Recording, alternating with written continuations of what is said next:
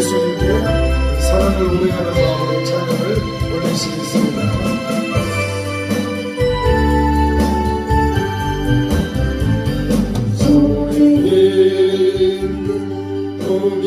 보기보다 주를 더 사랑하는가 이슬 같은 목숨보다 주를 더 사랑하는가 사랑하는 네로 가면 주님 만날 수 없어 어떤 날만 바라보며 살아갈 수 없어 잠시 머물 이 세상 어떤 것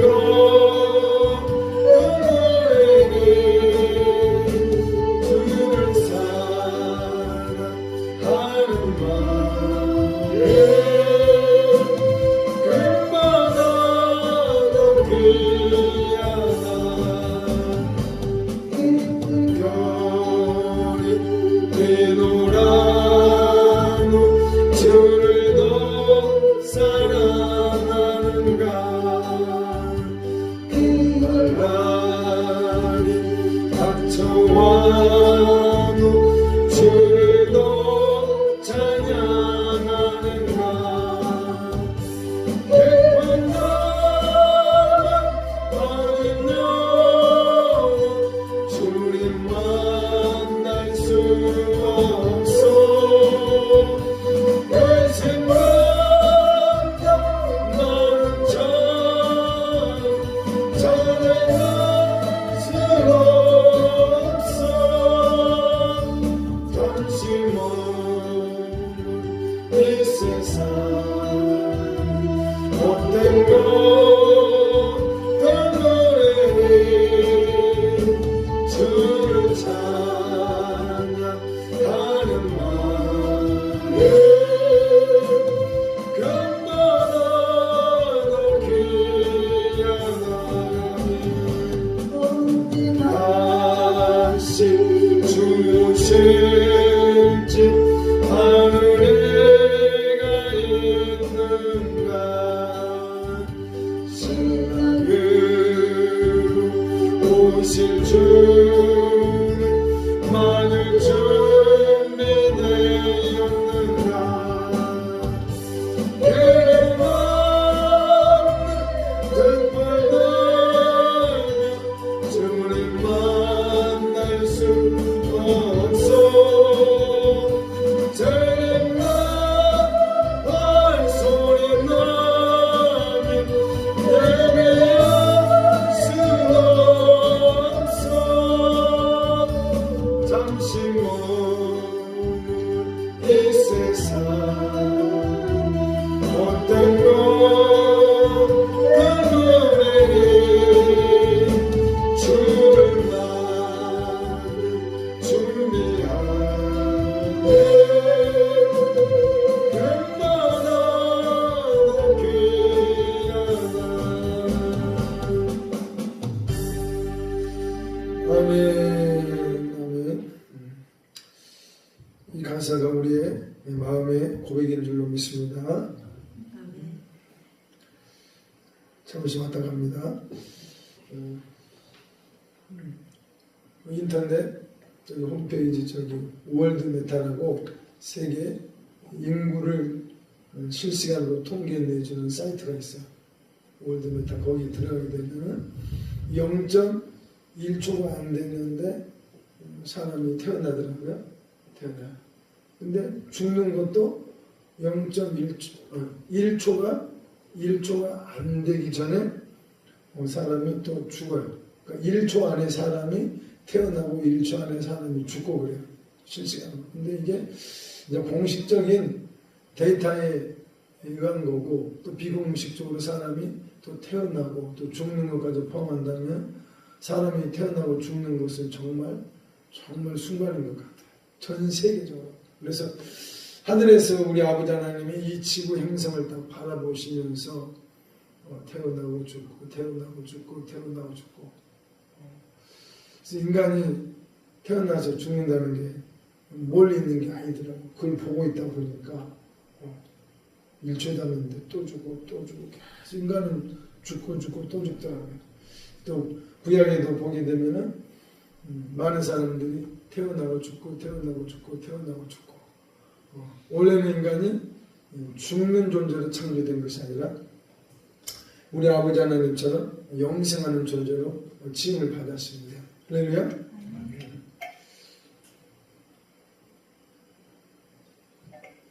그런데 인간 세상에 죄가 들어왔어요. 그 악한 마귀, 옛날 그 에뱀이 아담에게는 도전을 못했어요. 왜냐하면 하나님께서 타락한 그 천사들을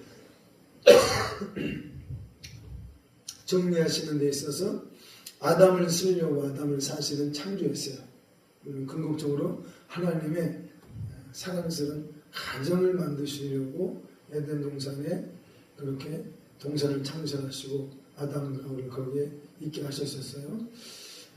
창조주 하나님은 아버지가 되시고 아담과 하와는 아들, 딸들이었어요. 그리고 주변에 또 천문천사들도 있고 또 동물들도 많고 그래서 하나님께서 최초로 이 땅에 하나님의 첫 가정을 에덴 동산에다가 세우셨었어요.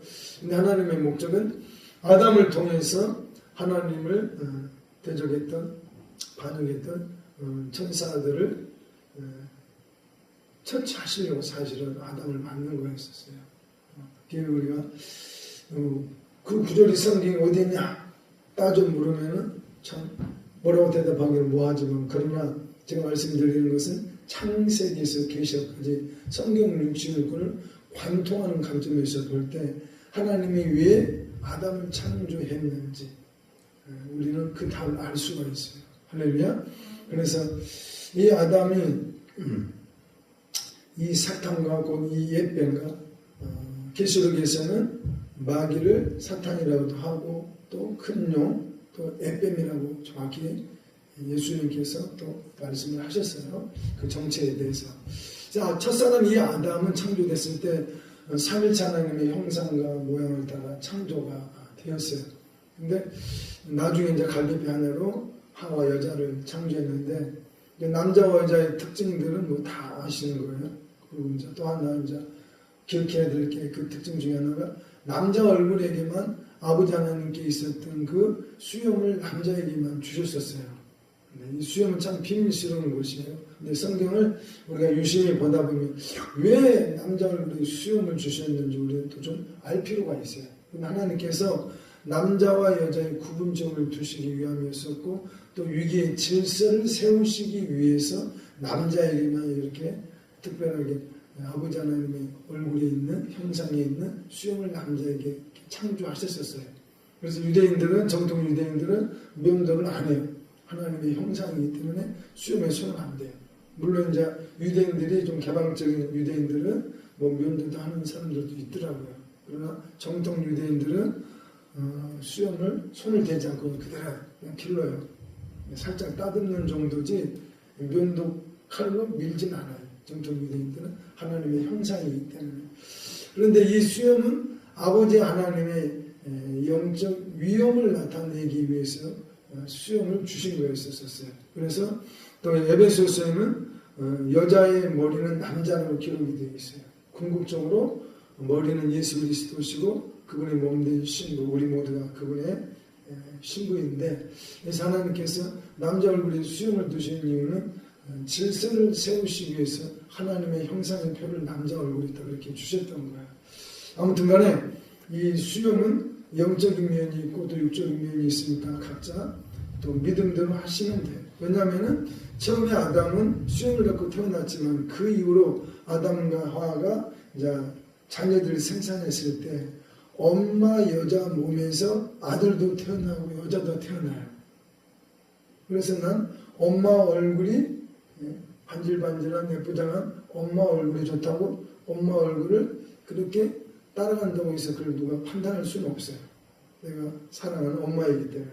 그러나 이제 각 사람마다 믿음으로 그건 좀 접근할 필요가 있는 것 같아요. 이렇다 저렇다 단정 짓기 전에. 왜냐하면 창세기 1장 26절 27절 보시게 되면은 하나님께서 우리의 형상과 우리의 모양대로, 우리라는 단어를 썼어요. 우리 삼일째 하나님이셨다는 거죠. 우리의 형상과 우리의 모양대로 사람을 만들자, 창조하자 하셨는데 남자와 여자를 만들자고 그랬었어요. 그때 이미 말씀을 하셨었어요. 그러고 나서 아담을 만드시고 나서 나중에 이제 여자를 갈비뼈 하나로 만들기 위해서 질서를 세웠었어요. 그렇게 하셨기 때문에 여자 얼굴도 하나님의 형상 중에 하나이기 때문에 수염을 자르든 면도를 하든 각 사람의 믿음대로 하면은 저는 된다고 봐요. 또 우리가 신학시대에 살고 있기 때문에.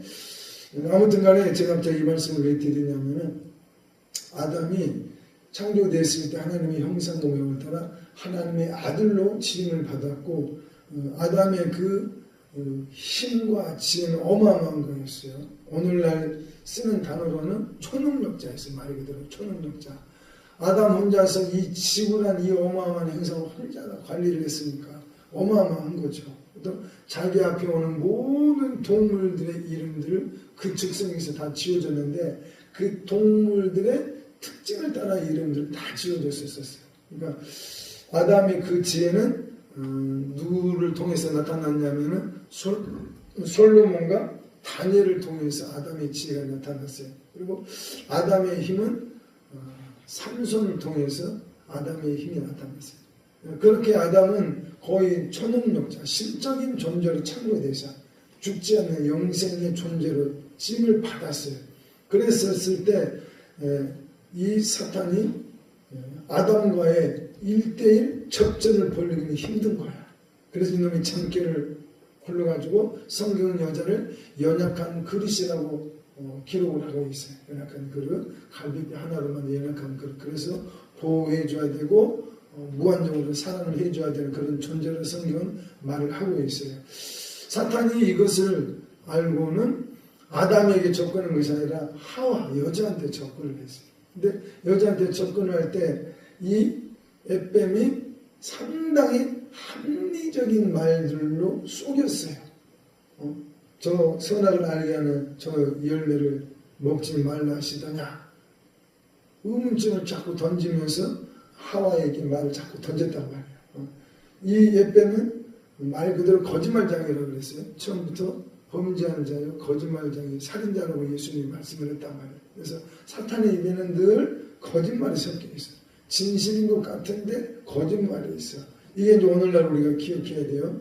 사탄이 우리의 생각 속에, 우리의 마음에 쏙닥거릴 때 그놈은 진짜인 것 같이 말하지만 언제나 그놈은 거짓말장이라는 거예요. 그것도 그 거짓말이 어떤 거짓말이냐면 아주 합리적이고 논리적인 거짓말이에요.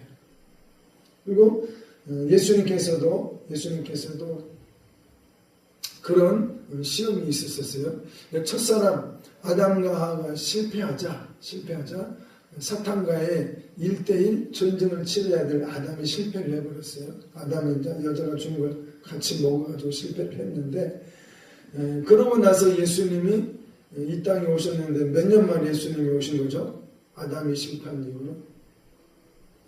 아담부터 시작해가지고 우리가 대략적으로 노아 때까지를 대략적으로 연도를 정확히 우리가 계산할 수는 없지만 대략적으로 살펴보게 되면 1000년 정도 세월이 지났어요. 아담부터 노아 홍수 그 시즌까지 1000년 정도 지나고 또 노아 때부터 쭉 세월이 흘러가지고 또 1000년 후에 또 누가 태어났냐면 아브람, 노아 때부터 아브람 때까지 대략적으로 1000년이라는 세월이 흘렀어요. 정확한 연도는 계산할 수 없지만 대략적으로 그렇다고 우리가 좀 보고 있습니다.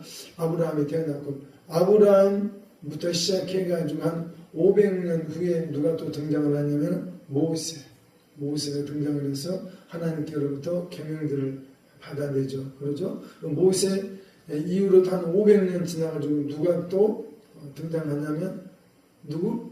다윗왕. 그러면 아담부터 다윗 왕까지 3,000년이 지났죠. 3,000년이 흘렀어요. 다윗 왕부터 우리 예수님이 오시기까지 또 대략적으로 1,000년이라는 세월이 지났어요. 그러면 첫사람 그 아담부터 해가지고 둘째 아담이라고 말하고 있는 우리 예수님까지 대략적인 시간이 한 4,000년이라는 시간이 흐른 걸로 이렇게 나와요. 연대를 우리가 찾아보게 되면은.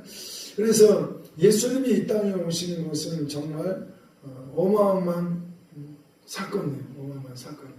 첫사람 아담이 실패했던 하나님의 그 목적을 우리 예수님이 이어받아서 실행을 하려고 직접 오신 거예요. 하나님의 아들 되신 분. 할렐루야. 그래서 예수님께서는 공식적으로 하나님의 메시아로서 아들로서 공생애가 시작될 때 어떤 기점으로 시작했냐면은 요단강에서 세례를 받으시고 성령 하나님이 비둘기처럼 임재하시고 하늘에서 기뻐하는 아들이란 말씀이 선포되고 그러고 나서 성령께서 몰아냈어요. 광야로 거짓 이끄셨는데 몰아내다시피 광야로 샥 데리고 가셨어요. 모르겠어요. 그게 그 장면이 엘리야가 달려가던 그 순간 이동 같은 그런 모습인지 하여튼간에 예수님이 광야로 성령님의 이끌림 받아서 갔어요. 거기서 이제 40일 물가장 먹는 금식을 하고 나서 그 이제 딱 끝났을 때 그때 창세기 3장에 등장했던 그 에뱀이 그 사탄이 시험하는 자가 다시 왔어요. 이번에는 예수님을 직접적으로 이제 도전을 걸었어요. 대체 이 예수님이. 왜냐하면 예수님이 이 땅에 태어났는데 예수님은 아담과 같은 초능력자로 태어난 것이 아니라 지극히 평범한 인간으로 태어났어요. 사탄은 그걸 안 거예요. 그래서 예수님께 도전장을 내는 거예요. 그래가지고 예수님한테 기록되기를 이 성경 말씀을 들어서 아주 논리적이고 합리적으로 예수님께 질문을 던지면서 공격을 퍼부어 냈었어요. 근데 예수님 또한 기록된 말씀을 가지고 사탄을 물리치셨습니다. 할렐루야. 그 세 가지 방면에서 이 사탄이 에뱀이 다시금 둘째 아담이라고 말하고 있는 우리 예수님께 그런 도전을 걸었죠. 그렇지만 우리 예수님이 연약한 인간의 모습, 예전에 그 초능력자로 태어났던 아담이 아니에요. 그런 정도의 초능력자가 아니에요. 평범한 한 인간으로 태어났어요. 다윗의 혈통을 따라서. 그렇기 때문에 사탄이 씹어보고 접근을 했었는데 여전히 우리 예수님은 하나님의 말씀에 근거해서 다윗을 물리쳤어요. 근데 그 내용들을 살펴보게 되면은 요한 1서에 나와 있는 이 세상에 속한 모든 것들에 대해서 세상의 정체에 대해서 요한 사도가 말을 했는데 거기 뭐라고 나와 있어요? 2장에 이 세상에 속한 모든 것들은 다 육신의 정욕, 안목의 정욕, 이생의 자랑, 허영이라는 거다. 이 세 가지 항목을 놓고 우리 예수님을 이렇게 시험했던 거예요. 결국은 그 내용들을 우리가 보게 되면은. 그래서 우리가 아담도 그렇게 실패를 했고 그러나 우리 예수님은 실패하지 않았어요. 승리하셨어요. 근데 이 광야에서의 이 사탄과의 이 전쟁을 치르려고 하나님의 아들 예수님께서 무려 4,000년을 기다렸어요. 4,000년. 할렐루야. 그래서 광야에서의 그 사탄과의 그 전쟁은 엄청난 전쟁에서 사실은 하늘과 땅이 진동하는 어마어마한 전쟁이었어요. 하늘의 온 천지 만물 하나님의 피조세계가 그 장면을 보고 있었어요. 대체 둘째 아담 되신 예수님은 어떻게 할 것인가 이 상황들을. 근데 예수님이 다 이기셨어요. 우리 예수님은 죄가 없는 분이라고 성경은 말하고 있습니다. 할렐루야. 그래서 우리가 예수님의 사과표를 항상 사모해야 된다는 거, 또 마음에 다시 그 말씀을 떠올리네요. 그래서 우리가 반드시 이 영적 전쟁에 있어서 늘 깨어있으시기를 축복합니다. 하와에게 그렇게 다가갔던 그 방식대로 또 우리 예수님께 그렇게 시험을 했던 것처럼 오늘날 우리에게 이놈은 똑같은 방식이야. 그때나 지금이나 똑같은 방식이야. 그놈이 하는 방법은 똑같아.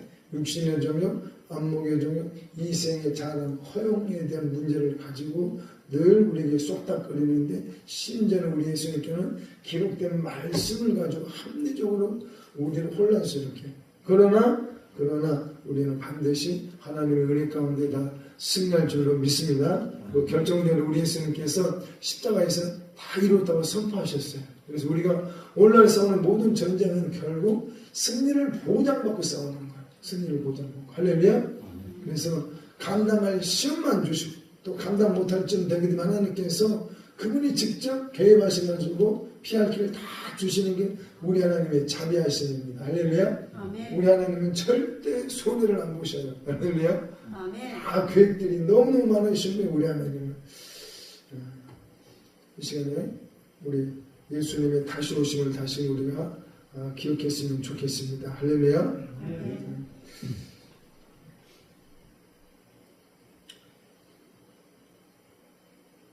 그날이 도적같이 1, 5, 9. 마지막 때는 신부단장이 우리의 삶의 목표가 되어야 될 줄로 믿습니다. 아멘.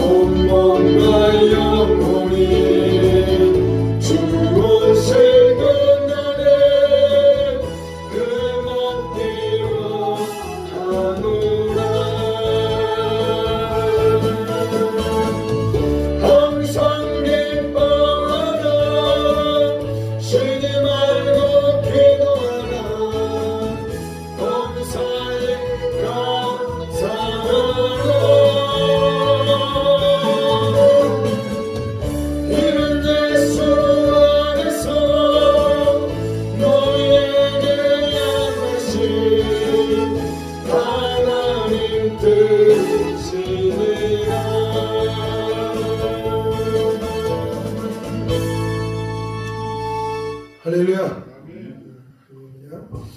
마라나타 올립시다. 2030.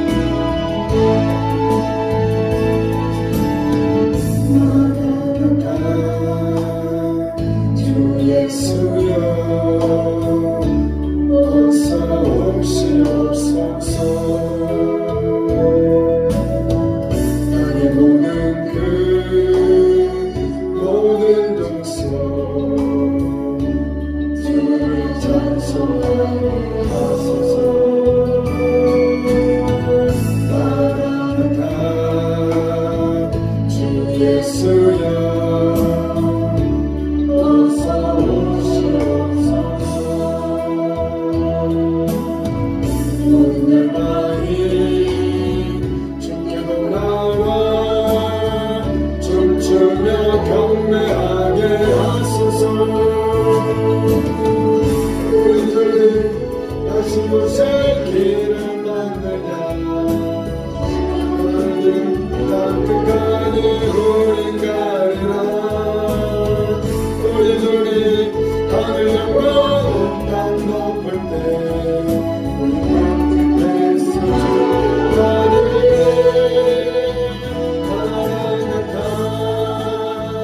마라나타 하늘 예수 오시옵소서. 마라나타 마라나타 하늘 예수 오시옵소서. 마라나타 주 예수여 어서 오시옵소서. 땅의 모든 그 모든 정성 주의 찬송하게 하소서. 마라나타 주 예수여 어서 오시옵소서. 모든 날마이 주께 돌아와 춤추며 경배하게 하소서. 우리들이 다시 오실 길을 만들자. 따뜻한 우린 가리라. 우리들이 하늘 영광 온 땅 높을 때 그때 주를 만들어. 마라나타 마라나타 하늘 예수 오시옵소서.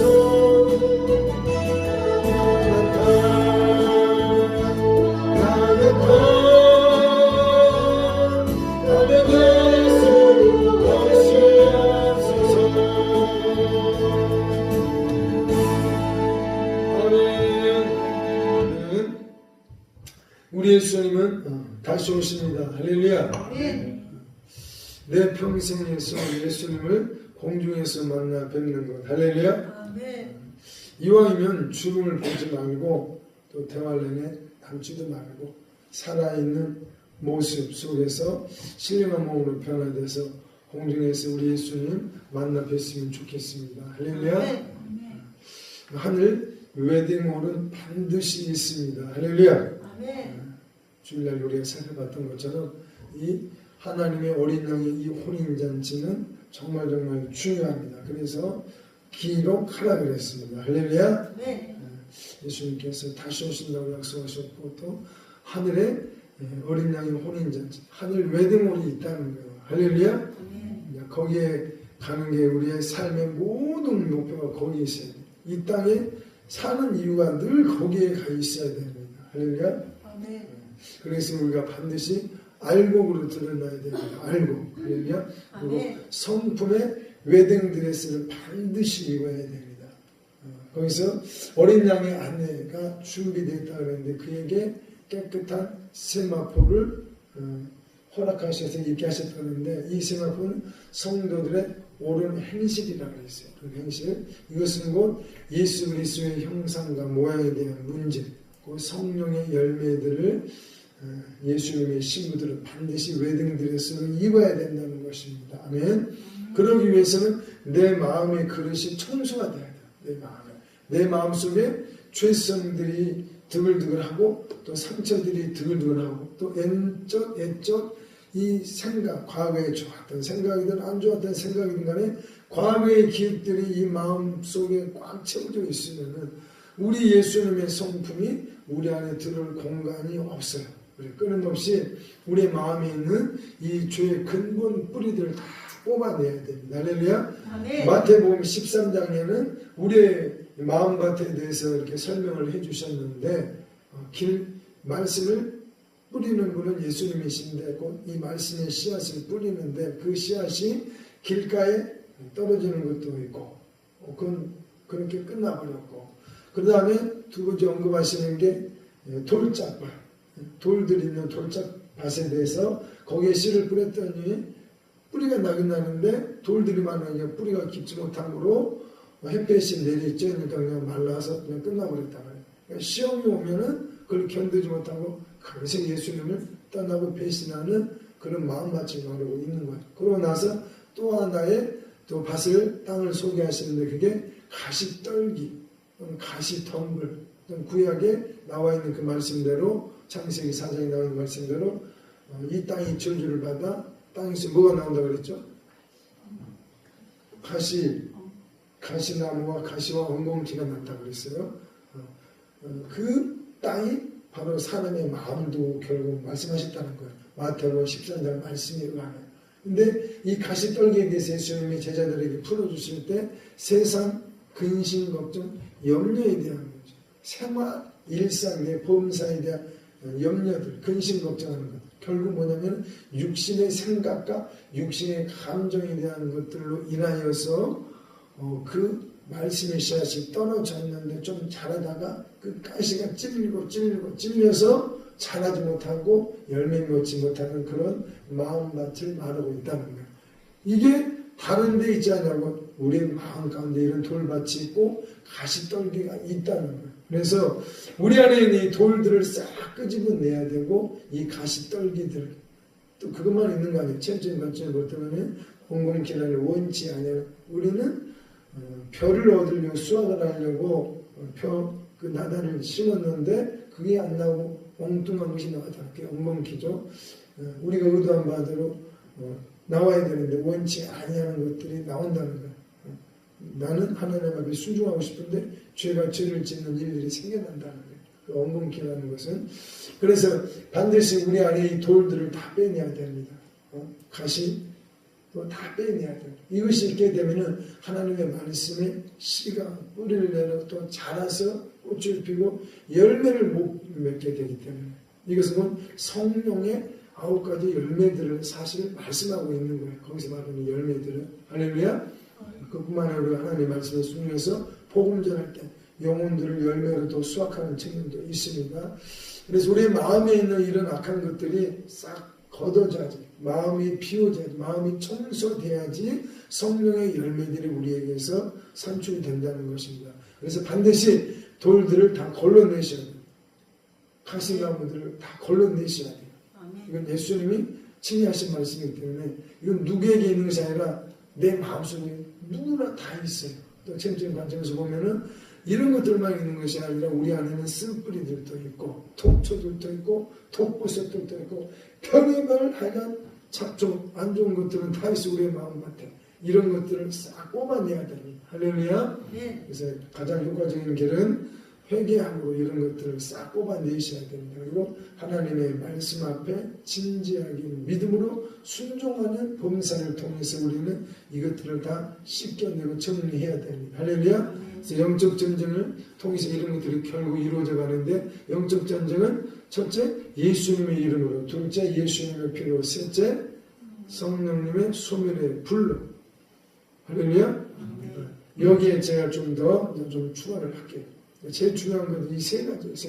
근데 예수 이름으로 대적하고 예수 피로 씻어내고 또 성령의 물로 태우고 이렇게만 해도 우리의 죄의 뿌리는 처리가 돼요. 그럼에도 불구하고 그런데 좀 더 긍정적인 게 또 하나 더 있어요. 몇 가지가 있는데 그 중에서 더 말씀드리고 싶은 것은 감사 고백을 많이 하셔야 돼요. 할렐루야. 감사 찬송도 좋고 감사의 찬양의 말. 그러니까 시편을 내 삶 가운데 자꾸 읊조리라는 거예요.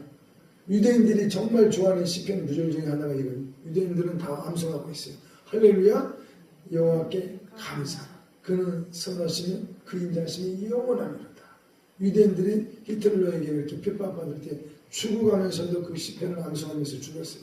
자기가 죽고 있는데 그 시편을 암송했다는 거예요. 그래서 하나님이 그 유대인들을 다시 반드시 회복할 줄 믿습니다.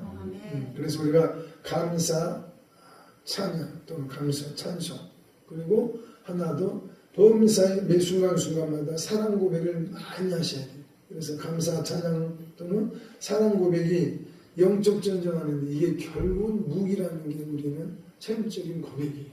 아, 감사가 무기였구나. 하나님을 높여드리는 찬양이 무기였구나. 아, 예수님께 사랑한다고 고백하는 게 이게 무기였구나. 할렐루야. 그래서 여기까지 가야, 왜냐면 제가 왜 여기까지 말씀을 드리냐면은 제가 20대 때는 죽기사회가 아니라 하여간 귀에만 배우만 귀신 쫓아내고 맨날 그러고 있었어요. 그런데 영적 전쟁을 하니까 늘 충만함이 있었어. 그런데 딱 하나 좀 아쉬웠던 게 뭔가 이제 그냥 이렇게 막 신경을 곤두세우고 이러고 사는 거예요. 이놈 새끼들 걸리기만 해봐라 막 이러고 다니는 거예요. 그러니까 상대방이 오해를 할 때 됐어요. 아, 쟤 좀 교만하다.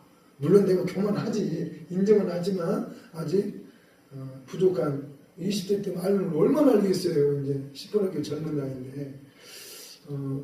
그런데 그런 말들도 들리고, 또 어떤 분은 조금 좀 쉬면서 가자. 좀 쉬자. 너는 왜 그렇게 그냥 열심히냐.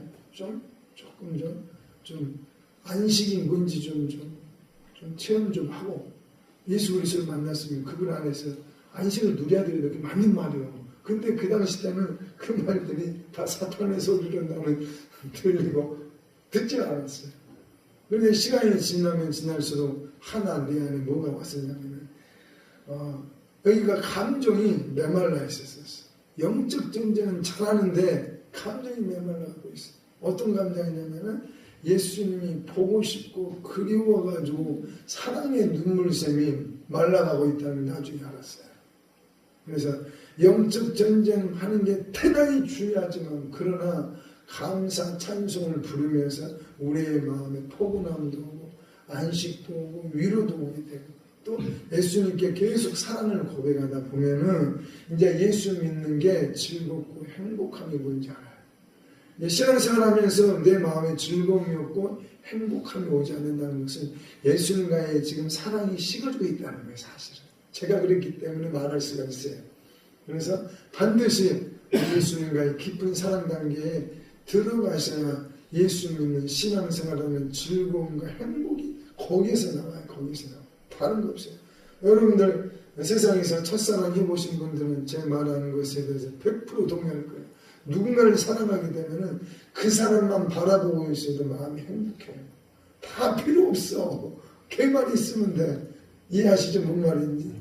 이게 예수님과 우리 사이가 돼야 된다는 거예요. 반드시 감사 찬송 많이 하세요. 하면은 우리 안에 있는 불평, 불만, 짜증, 언짢음들이 무릎 꿇고 떠나가게 돼 있어요. 그리고 예수님께 사랑 고백을 계속 해보세요. 이게 비밀이에요. 사랑 고백 속에는 죄사함이 은총이 되어 있어요. 이게 누가복음 7장에 나왔어요. 어떤 여인이 옷값을 떼가지고 향물을 부으면서 머리털을 많이 씻었었어요. 근데 예수님이 이 여인에 대해서 뭐라고 말씀하셨냐면은 네 죄가 사해졌다.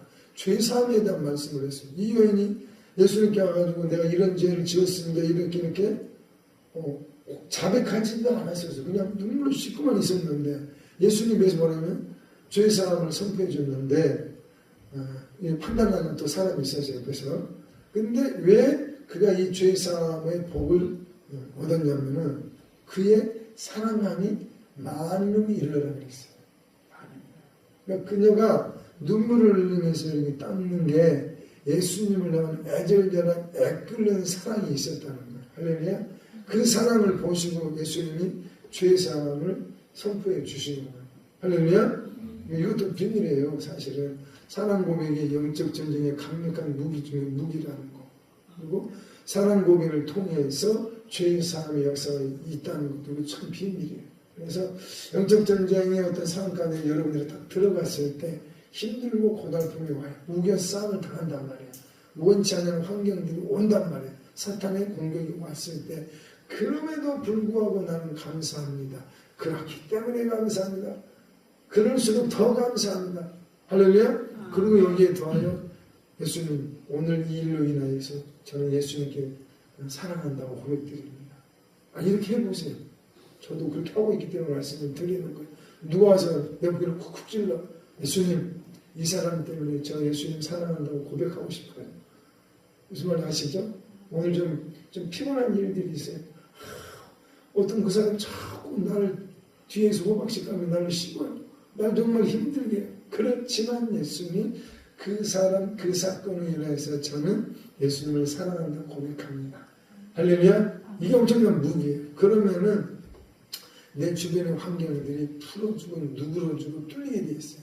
나중에 알게 됐어요. 저도 왜 이런 우겨싸움을 당하는 어려움들 이 훈련에 이 세트상 가운데 왜 나를 집어넣으셨는지 내가 뭔 잘못을 했길래 왜 이런 억울한 말소리를 들어야 돼. 다 시간 지나고 다 알게 되면 우리는 하나님의 연단 과정이었구나. 나를 따듬는 상황들이었구나. 할렐루야. 그렇기 때문에 우리는 그분을 끝까지 믿어드려야 돼요. 할렐루야. 여호와께 감사하라. 그는 선하시니 그 인자하시니 영원합니다. 할렐루야. 우리 아버지 하나님은 항상 거대한 선물 보따리를 준비하고 계신 분이. 아멘. 아브라함이 그리고 전쟁 치르고 났을 때 아시죠? 창세기에 전쟁 그 시대로 봤을 때는 어떻게 보면 세계 대전이었어요. 세계 대전. 네 왕국과 다섯 왕국이 연합 전쟁이 있었어요. 근데 거기에 전쟁에서 승리한 쪽이 소돔과 고모라를 쑥대밭 내려놓고 롯과 그 모든 가족들을 싹 포로로 잡아가 버렸어요. 그래가지고 아브라함이 이 소식을 듣고는 318명의 전사들과 함께 몇 사람이 같이 통역자들과 함께 그 승리한 그 네 왕국과의 전쟁을 치르고 간 거예요. 말도 안 되는 전쟁을 시작한 거예요. 아브라함이 자기 권력을 친척들을 가족들을 구해내려고. 근데 거기 가가지고 하나님의 은혜 가운데 승리를 했어요. 그래가지고 싹 되찾아왔습니다. 되찾아가지고 올 때 소돔 고모라 그 저기 와인 나가지고 영접도 했지만은 결정적으로 멜기세덱이 나와서 아브라함을 맞이했어요. 그리고 축복을 해줬어요. 그리고 또 떡과 포도주를 그에게 주었어요. 이거 영적인 의미가 있어요. 영적인 의미가. 할렐루야. 우리 예수님은 멜기세덱의 반차를 쫓는 대세상이라고 히브리서는 말을 하고 있습니다. 할렐루야. 그래서 이 멜기세덱이 대체 누구인지 우리가 그날에 가보면 모든 걸 다 알겠지만 아무튼 간에 아브라함이 전쟁에서 승리했을 때 하나님의 제사장이었던 멜기세덱이 축복하고 떡과 포도주를 줬고 그때 아브라함은 그 얻은 절품 중에 10분의 1을 11조를 드렸어요. 11조를 드렸어요. 왜 이 말씀을 드리냐면은 우리의 하루 일과가 힘들어요. 특히 우리의 일터에서 많이 힘들어요. 나를 힘들게 한 사람들이 반드시 있어요. 나는 정직하게 깨끗하게 정말 정성스럽게 대해줘도 상대방은 늘 나를 힘들게. 그것들은 결국 나를 훈련하시기 위함인데 또 한 측면은 영적 전쟁을 내가 치르고 있는 상황이에요. 그 상황들을 내가 믿음으로 잘 승리하면은 예수님의 마음을 품고 사랑을 고백하면서 승리하게 되면 멜기세덱의 축복이 반드시 와요. 이건 창세기에서 계시록을 관통하는 진리예요. 아멘. 이기는 자들에게 하나님께서 항상 선물 보태를 가지고 오시는 게 우리 하나님의 계획입니다. 아멘. 아멘. 그래서 할렐루야 여호와께 감사하라. 그는 선하시니 그 인자하시니 영원합니다. 그래서 이 시편의 이 말씀들이 우리의 삶 가운데 반드시 30배, 60배, 100배로 열매 맺으시길 축복합니다. 아멘. 주여 찬양 좀 더 합시다. 오늘 사실 사형리에 대해서 조금 같이 나누려고 좀 준비를 해왔어요. 근데 우리 이수희 집사님이 야근에 들어가셨는지 못 오셨네. 이수희 집사님이 요청을 하셔가지고 사형리에 대해서 조금 알려달라고 해가지고 준비를 해왔는데 이게 이제 대학생 선교 CCCC에서 나온 건데 우리 전도할 때 옛날부터 써왔던 거 사형리.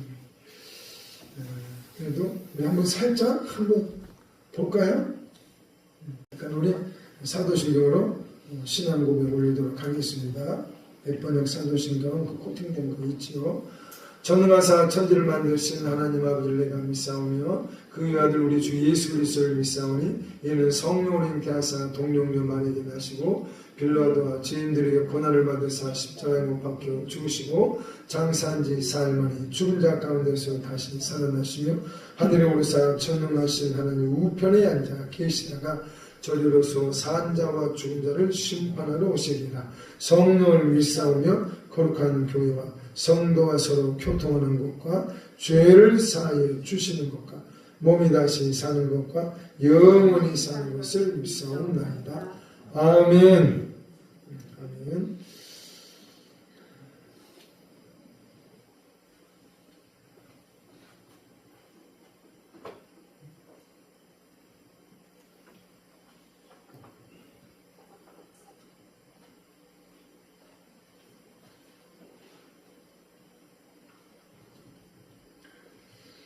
할렐루야. 예배는 자유함이 있어야 됩니다. 할렐루야. 어떤 딱딱한 저도 주보의 순서에 따라 예배를 거의 저도 뭐 45년 이상 주보의 순서에 따라 예배 드리는 게 저도 이렇게 머리에 피어 있어요. 근데 제가 이 주보를 제가 교회 개척하고 나서 서울에서 성기동 교회에서는 주보가 있었지만 개척하고 나서 제가 3년 반 넘게 4년 가까이 됐구나. 4년 가까이 주보를 내가 일부러 안 만들었어요. 일부러. 왜 그러냐면은 주보에 따라서 예배를 드리다 보니까 나도 모르게 탈성이 젖어 있어요. 그리고 하나님께서는 하나님께 예배하는 자들은 신령과 진정으로 예배하라 그랬어요. 그리고 예배는 베드로 전서 2장에 우리가 목도 말씀으로 계속 나누는 말씀이 있어요. 요한복음하고 베드로 전서 2장하고 거기에 가면은 예배가 뭔지 예수님이 정의를 내렸어요. 먼저. 그리고 베드로 사도도 예배가 뭔지 정의를 내렸어요. 이 예배라는 단어는 원래 경배라는 단어, 같은 단어예요. 한자인데 경배, 예배. 그러나 경배, 예배는 말 그대로 낙자 엎드려가지고 큰 절을 올리는 게 경배고 예배인 거예요. 근데 한국교회가 이것을 번역을 하는 데 있어서 조금 너무 확대해서 얘기해버렸어요. 그래서 성경적인 용어는 하나님께 제사 드린다는 거예요. 또는 하나님을 섬긴다는 단어예요. 인도에 같은 인도는 도마가 복음을 먼저 전했어요. 인도에 같은 목회자들이 우리는 그냥 예배에 이렇게 익숙해져 갖고 있는데 거기는 뭐라 그러냐면 서비스라는 단어를 사용하더라고요. 서비스. 그러니까 하나님을 섬긴다는 단어를 그들은 애축들이 쓰고 있더라고. 봤더니. 하는 말이 우리는 도마를 통해서 복음을 빨리 받았대. 인도 목회자들 하는 말이에요. 그래서 우리 한국은 이 예배라는 단어가 조금 와전되다 지금 확대 해석돼 버렸었어. 유대인들은 지금도 하나님 앞에 경배, 예배를 해요. 엎드려서 큰절을 올려요. 그리고 그들이 하는 예배는 회당에서 드려지는 하나님을 섬기는 것들인데 다윗의 장막 예배 형태로 그들은 회당에서 예배를 드리고 있어요. 지금도 그렇게 예배를 드리고 있어요. 그 사람들은 저도 이렇게 예배 순서를 짜가지고 이렇게 예배 드리는 것은 아니에요. 말 그대로 생동감 있는 예배를 드려요. 그 유대인들도 지금 또 우리가 알아야 되는 게 예배라는 것은 딱딱하면 안 돼요. 사실은 너무 거룩해도 안 돼. 자유함이 있어야 돼. 때로는 예수님과 달콤한 차 한 잔을 나눌 수 있는 포근함이 있어야 돼. 예배는. 그래서 교회 오는 게 즐겁고 행복해야 되는 거예요. 왜? 나의 님과 첫 잔을 나눌 수 있는 그런 시간이고. 근데 한국교회가 너무 이 예배 순서에 짜맞춰가지고 이것만이 예배인 것처럼 한국교회 성도들이 인식을 시켜놔버렸어요. 그러나 예수님은 이렇게 예배 드리는 게 예배다. 하나님을 섬기는 거다. 하나님께 대한 영적인 제사다. 신령한 제사다. 그렇게 말씀하시지 않았어요. 하나님께 예배하는 자는 그냥 신령과 진정으로 예배하라 그랬어요. 그거 외에는 없어요. 그리고 주의 영, 성령이 계신 곳은 자유함이 있다고 했어요. 그래서 너무 딱딱한 예배는 그것은 이미 율법주의에 빠져있는 예배인 거예요. 성령님이 너무 답답해 하신다는 거예요. 그래서 우리 스스로 이 땅에 오셔가지고 이 예배 순서에 따라 하나님을 예배했을까요? 아니요. 그건 그냥 들판에서 회당에서도 그분이 하나님을 섬겼지만 거의 회당도 일주일에 많이 안 갔을 거란 말이에요. 그분은 늘 전도하러 걸어 다니셨어요. 그리고 산에서 들에서 또는 집에 들어가서 너무 자유롭게 하나님을 높여드렸습니다. 할렐루야. 그래서 우리가 너무 예배 순수에 매여 있으면 안 돼요. 성령님께서도 어떤 틀에 매여 있는 걸 답답해 하시더라고요. 주의 계신 것은 자유함이 있어야 됩니다. 할렐루야. 그래서 또 특히나 예배 시간에 너무 매여 있으면 절대 안 돼요. 이건 반드시 깨져야 돼. 반드시 깨져. 이건 율법주의에 빠져 있다는 증거예요. 1시간 되면 성도들이 주리를 들어요. 이건 한국교회 목회자들의 습관을 잘못 들은 것이에요. 예배 습관. 예배라는 것은 성도들의 눈치를 보면서 성도들을 위한 예배가 아니고 결코 그것은 예배라고 말하면 안 되고 예배에서 벗어나 버린 거예요. 예배라는 것은 말 그대로 하나님을 섬기는 거 신령한 제사예요. 신령한 제사. 곧 하나님만을 위한 시간이 예배 시간이에요. 사실은. 근데 성도들의 눈치를 보면서 예배하는 교회는 이미 율법주의에 빠진 거예요. 그래서 단추를 다시 끼워야 되기 때문에 내가 일부러 그렇게 주부를 안 만들고 버텼었어요.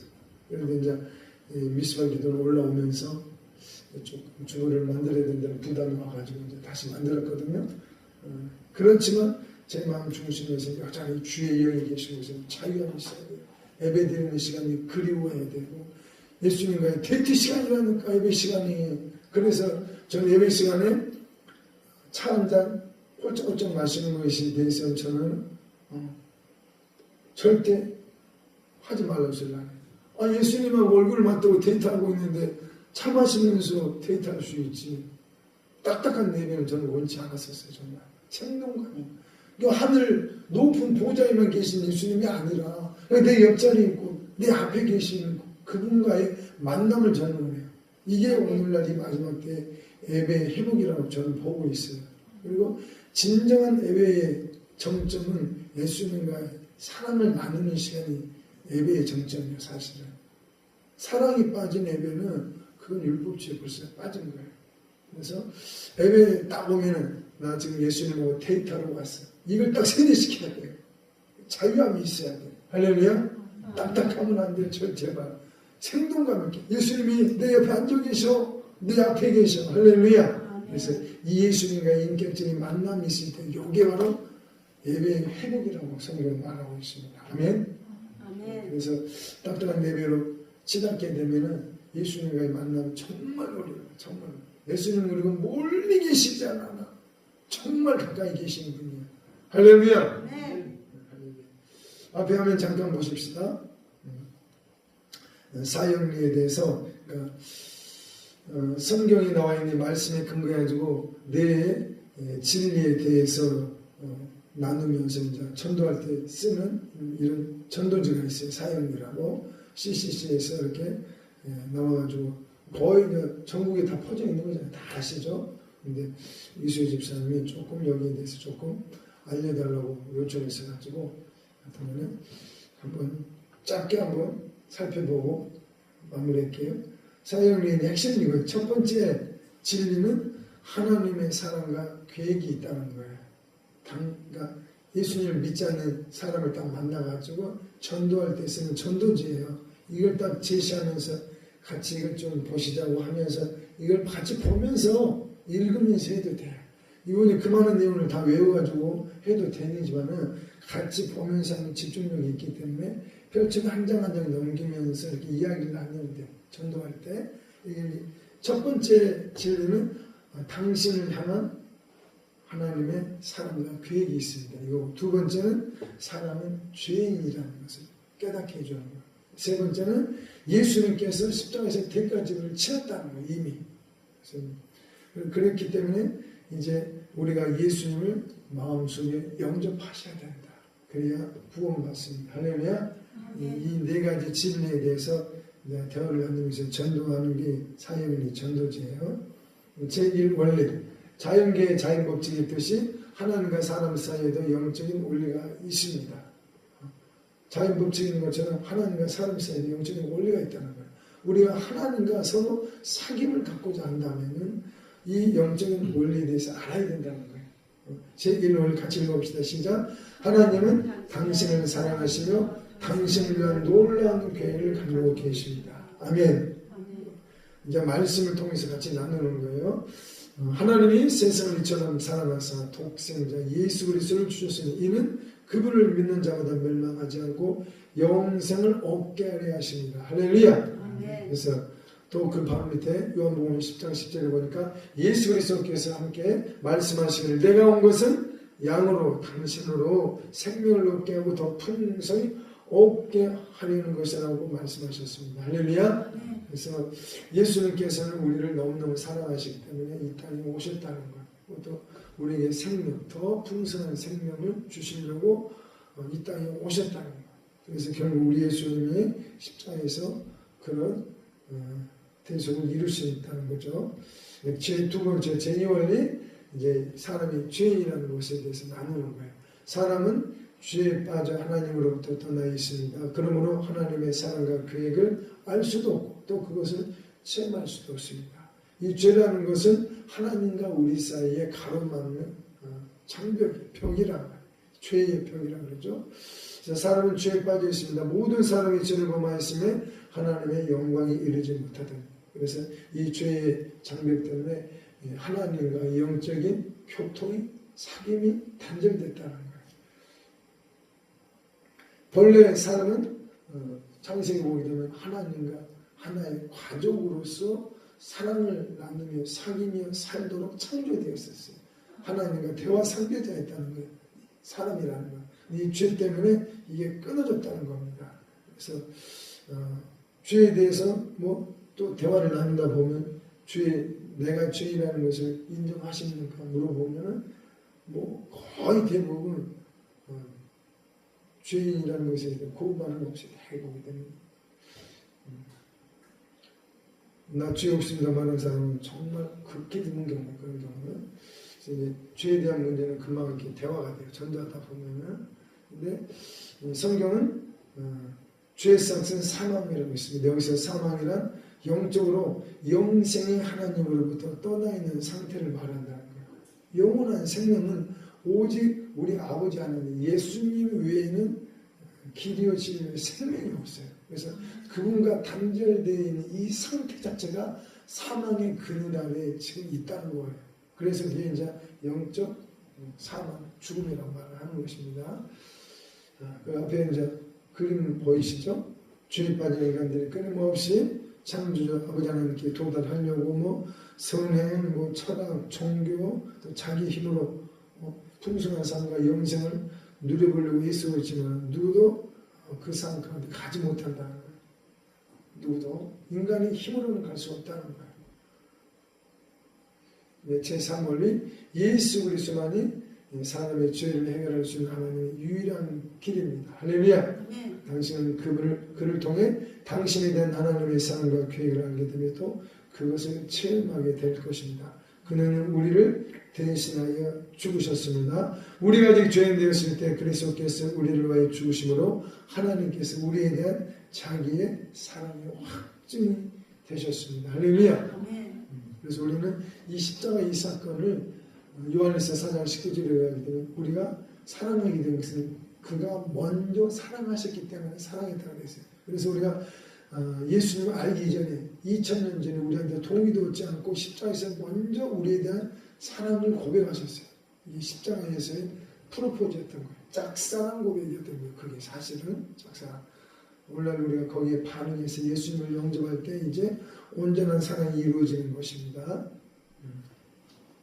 예수님께서는 우리의 죄를 대신해 십자가에서 죽으셨지만 그러나 3일 만에 부활하셨습니다. 이걸 고린도전서 15장 3절에서 6절에 보면 정확히 기록이 되었고 있어요. 그리스도께서 우리 죄를 위하여 죽으시고 장사 지난 바 되셨다가 성경대로 사흘 만에 다시 살아나사 3일 만에 개화에게 보이시고 후에 12 제자에게와 그 후에 500여 형제에게 일시에 보이셨다고 고린도전서는 정확히 기록을 하고 있습니다. 할렐루야. 그래서 우리 예수님이 우리 죄 때문에 나의 죄 때문에 죽으시고 요한복음 14장 6절에 예수 그리스도께서 말씀하시기를 내가 곧 길이요 진리요 생명이니 나로 말미암지 않고는 아버지께 올 자가 없느니라. 할렐루야. 네. 오직 예수님만이 길이요 진리요 생명입니다. 네. 그래서 예수님께서 하나님과 사람 사이에 십자가를 통해서 하나님과 우리 사이를 화목시켰다. 그래서 화목제물로 이 땅에 예수님이 오셨습니다. 할렐루야. 아멘. 제4원리 우리는 개인적으로 예수 그리스도를 나의 구주 나의 하나님으로 영접해야 합니다. 그러면 우리는 각 사람에 대한 하나님의 사랑과 계획을 알게 되면 또 그것을 체험하게 됩니다. 할렐루야. 아멘. 내 앞에 아무리 좋은 음식을 다 갖다 놔도 이것을 내가 입으로 씹어서 먹지 않으면 내 것이 안 되는 거예요. 체험이 안 되는 거예요. 그래서 지금까지 제3원리까지 복음에 대한 것을 제시받았지만 그러나 결정적으로 당신이 예수님을 영접하셔야 됩니다. 마음에 그분을 모셔야 됩니다. 그렇게 될 때 기록된 하나님의 모든 말씀의 주인공이 되어질 것입니다. 할렐루야. 영접하는 자, 곧 그 이름을 믿는 자들에게는 하나님의 자녀가 되는 권세를 주셨습니다고 약속했습니다. 할렐루야. 아멘. 그래서 이 말씀들을 같이 읽다가 결국 이제 예수 그리스도를 영접하는 영접 기도문으로 나중에 가게 됩니다. 할렐루야. 좀 더 추가적으로 이제 설명한 내용인데 시간이 가기 때문에 나중에 사형리 쿠팡으로도 사형리 구할 수도 있어요. 또 기도 구역과정 가면 사형리 많이 있어요. 그 구역에서 보셔도 되기 때문에 핵심 원리만 같이 나눴습니다. 할렐루야. 그렇게 이제 구원의 복음에 대해서 나누고 난 다음에 결정적으로 이제 예수님을 영접할 수 있도록 영접 기도문을 따라할 수 있도록 또는 같이 읽으면서 고백할 수 있도록 유도를 해줘야 돼요. 이게 이제 앞에 보이시죠? 주 예수님 같이 읽어봅시다. 시작. 주 예수님 나는 주님을 믿고 싶습니다. 십자가에서 죽으심으로 내 죄값을 담당하시니 감사합니다. 지금 나는 내 마음의 문을 열고 예수님을 나의 구주 나의 하나님으로 영접합니다. 나의 죄를 용서하시고 영생을 주시면 감사합니다. 나를 다스려 주시고 나를 주님이 원하시는 사람으로 만들어 주옵소서. 예수 그리스도의 이름으로 기도합니다. 아멘. 그래서 이 고백을 통해서 그 영혼이 예수님을 모시는 역사가 있는 것입니다. 할렐루야.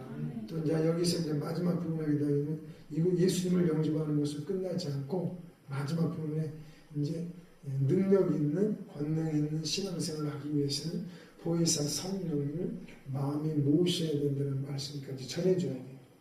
성령님에 대해서도 소개해줘야 돼요. 할렐루야. 왜냐하면 성령님을 소개하는 것은 예수님을 영접하는 것과 또 다른 차원의 문제이기 때문에 그래서 예수님께서 이 땅에 오시는 것은 새 언약을 성취하려고 오셨다고 그랬어요. 그래서 새 언약의 중보자라고 바울사도가 말을 했고 또 우리를 향해서는 뭐라 그러냐면 너희들은 새 언약의 일꾼들이라고 말했어요. 그래서 예수 그리스도를 통해서 성령 세례, 불 세례가 이 땅에 와서 이게 새 언약에 대한 성취를 말씀하고 있는 거예요. 그리고 오늘날 이제 우리가 성령님을 모시고 성령과 또 불로 세례를 받고 난 사람들은 우리가 이제 예수님의 발자취를 따라 복음을 전하면서 새 언약의 일꾼들이 되어서 성령님을 소개해주고 성령 하나님이 그 영혼에게 임재할 수 있도록 또 말씀을 선포해 줘야 돼요. 할렐루야. 그래서 그러나 예수님만 단순히 영접하고 끝나는 것이 아니라 성령님에 대한 충만함을 사모할 수 있도록 복음 전하시면서 성령님을 알리는 단계까지 가시길 예수님의 이름으로 축복합니다. 할렐루야. 여기까지만 뒤에 또 내용들이 있어도 다음에 또 기회가 되면 살펴보기로 하고 여기까지만 네 가지 기본 원리하고 영접하는 단계까지 살펴봤습니다. 할렐루야. 우리 합심 기도 제목이 있어가지고 우리 찬양 부르시면서 기도 제목들을 가지고 기도를 좀 했으면 좋겠어요. 주보 뒤에 보시게 되면은 기도 제목들이 있습니다. 기도 제목 뒤에 보시게 되면은 제가 다시 한번 기도 제목 선포해 드릴게요. 대한민국을 복음의 제사장 나라로 써주소서. 두 번째, 한국교회가 회개하고 신부단장 되게 하소서. 세 번째, 10만 선교사 파송하는 한국교회에 되게 하소서. 네 번째, 이스라엘이 회개하고 예수님을 영접하게 하소서. 다섯 번째, 지역교회들과 목회자들을 축복하소서. 평신도 모든 사역자들을 다 축복하소서. 여섯 번째, 순천 생명나무 기원 미스바 기도를 축복하소서. 또 지금 숙소 식당 건물을 지금 완공을 해야 되는 그런 상황 가운데 있습니다. 7번째 신부단장을 위한 구원의 방주 영혼몸 치유센터가 되게 하소서. 날마다 성령 세례 불세례로 기름 충만히 부어 주셔서 기름 등을 준비하는 거룩한 장소가 되게 해달라고. 그리고 8번째 신부의 군대 왕의 군대 사랑의 불의 군대는 일어나 이곳으로 몰려올지. 할렐루야. 그래서 두 파트로 나눠서 첫 번째에서 4번째를 묶고 5번째에서 8번째를 묶어가지고 2번 나눠서 우리가 합심해서 기도하는 시간을 가졌으면 좋겠습니다.